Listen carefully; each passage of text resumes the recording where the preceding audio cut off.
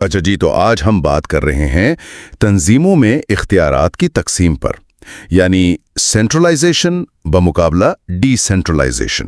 جی بالکل، یہ بڑا اہم موضوع ہے۔ ہمارے پاس کچھ مواد ہیں، ذرائع ہیں جو بتاتے ہیں کہ اس کا مطلب کیا ہے، فائدے نقصانات کیا ہیں، اور ایک کمپنی کی مثال بھی ہے، بلو جینز کمپنی۔ ہاں، BJC، اس سے سمجھنے میں آسانی ہوگی۔ مقصد یہی ہے کہ ان تصورات کو آسان زبان میں سمجھا جائے اور دیکھیں کہ تنظیمیں یہ فیصلے کیسے کرتی ہیں۔ چلیں پھر شروع کرتے ہیں۔ تو پہلے بات کرتے ہیں سینٹرلائزیشن کی۔ ذریعہ کیا کہتا ہے اس کے بارے میں؟ مطلب کیا ہے اس کا؟ دیکھیں، سینٹرلائزیشن کا سادہ مطلب ہے کہ اختیارات اور فیصلے کرنے کی طاقت وہ تنظیم میں کسی ایک مرکزی جگہ پر ہوتی ہے۔ ایک جگہ جیسے ہیڈ آفس؟ جی، عام طور پر ہیڈ آفس یا جو سب سے اوپر کی مینجمنٹ ہوتی ہے نا، ان کے پاس ہوتی ہیں۔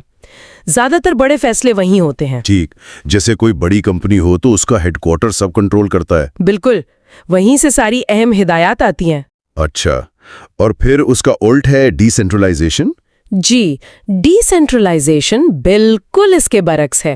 یہاں اختیارات و ذمہ داریاں نیچے تک بانٹ دی جاتی ہیں، مطلب تنظیم کے مختلف حصوں میں نچلی سطح کے مینیجرز کو۔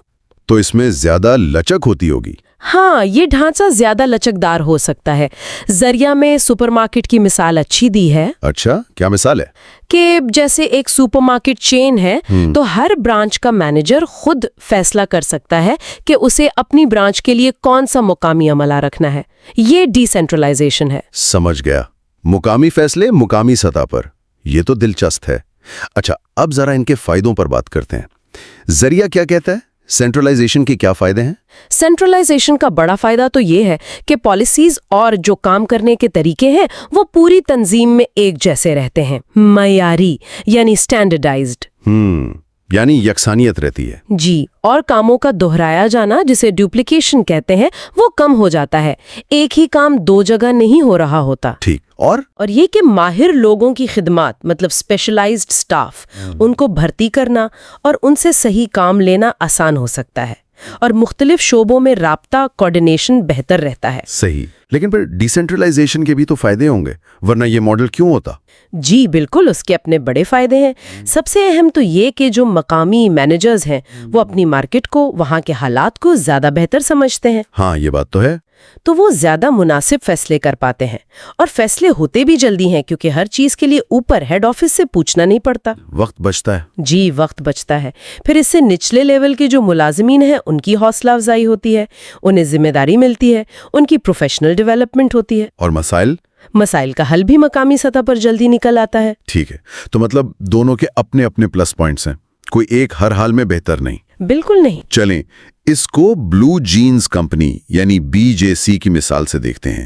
ذریعہ کہتا ہے کہ اس کی 3 فیکٹریاں ہیں اور ایک ہیڈ آفس۔ جی، تو اب اس کمپنی کے مختلف شعبوں کو دیکھتے ہیں۔ پیداوار یعنی پروڈکشن، اس کا کیا ہے، سینٹرلائزڈ یا ڈی سینٹرلائزڈ؟ ذریعہ کے مطابق چونکہ پیداوار 3 الگ الگ فیکٹریوں میں ہو رہی ہے تو یہ صاف طور پر ڈی سینٹرلائزڈ ہے۔ ہر فیکٹری اپنی پیداوار خود دیکھ رہی ہے۔ ٹھیک ہے، یہ تو سمجھ آتا ہے۔ فیکٹریاں الگ الگ ہیں، لیکن خریداری یعنی پرچیزنگ، کیا وہ بھی فیکٹریاں خود کریں گی؟ نہیں، خریداری کے لیے ذریعہ کہتا ہے کہ اسے سینٹرلائزڈ ہونا چاہیے، مطلب ہیڈ آفس سے۔ اچھا، کیوں؟ دلیل یہ ہے کہ اگر سارا خام مال جیسے کپڑا ہے، دھاگا ہے، بٹن ہے، وہ ایک جگہ سے ہیڈ آفس سے اکٹھا خریدا جائے تو بڑی مقدار میں خریدنے پر سستا پڑ سکتا ہے، جسے کہتے ہیں اکانومیز آف اسکیل۔ ہاں، بلک بائنگ کا فائدہ۔ ٹھیک جی، اور یہ زیادہ مؤثر بھی ہو سکتا ہے، ایک ہی جگہ سے سب کنٹرول ہو رہا ہو۔ ٹھیک، یہ منطقی ہے۔ اچھا، اور مالیات، فائنانس کا شعبہ؟ فائنانس کو بھی ذریعہ کہتا ہے کہ سینٹرلائزڈ رکھنا بہتر ہے۔ اس کی کیا وجہ بتائی ہے؟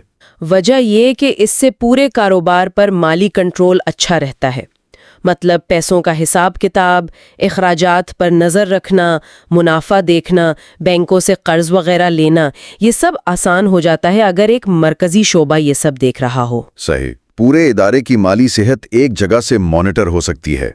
اچھا، اور ریسرچ اینڈ ڈیولپمنٹ یعنی R&D؟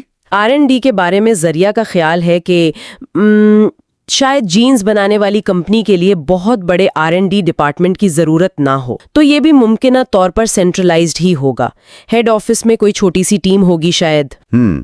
तो ज्यादातर इंतजामी काम मरकजी हो रहे हैं, लेकिन फैक्ट्री का अमला भर्ती करना, रिक्रूटिंग प्रोडक्शन स्टाफ, ये तो मकामी जरूरत है। बिल्कुल, और जरिया भी यही कहता है कि पैदावारी अमले की भर्ती डिसेंट्रलाइज्ड है, यानी हर फैक्ट्री खुद करेगी। तो ये डिसेंट्रलाइज्ड हो गया। हाँ, लेकिन उसमें एक पहलू और है। जरिया कहता है कि हेड ऑफिस में जो HR डिपार्टमेंट है, इंसानी वसाइल का शोबा, वो पॉलिसियां और म्यार तय करता है। अच्छा जी, कि भर्ती कैसे करनी है, क्या म्यार होंगे, क्या तरीकेकार होगा।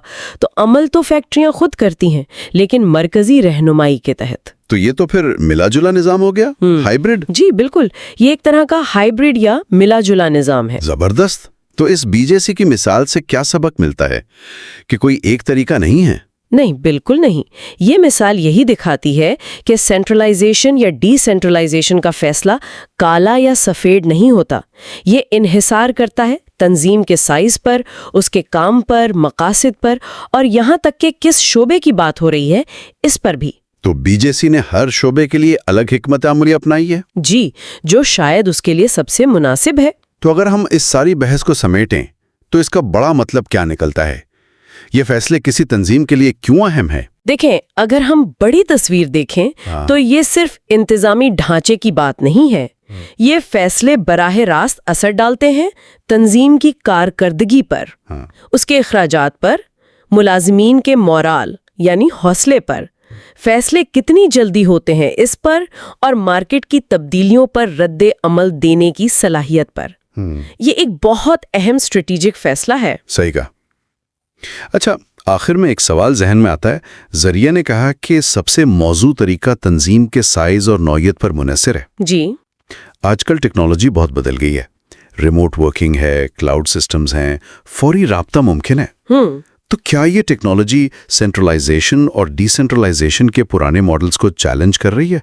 क्या अब ऐसा मुमकिन है कि हमें मरकजी कंट्रोल भी मिल जाए और मकामी लचक भी बेवक्त? ये बहुत दिलचस्प सवाल है और यकीनन टेक्नोलॉजीज पर असरअंदाज हो रही है। ये सोचने की बात है कि मुस्तकबिल में तंजीमें कैसी होंगी।